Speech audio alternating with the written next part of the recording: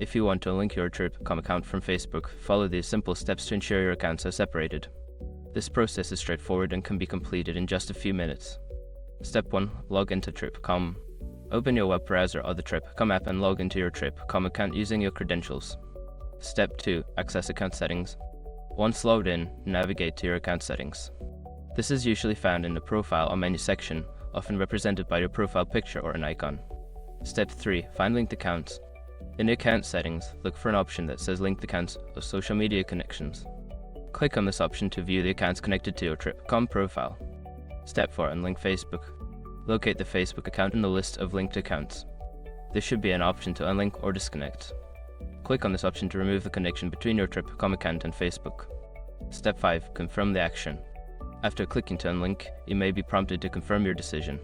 Follow any additional instructions to finalize the unlinking process. You should receive a confirmation message once it is successfully unlinked.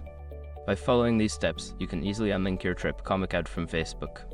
If you have any issues, consider reaching out to Trip.com customer support for assistance.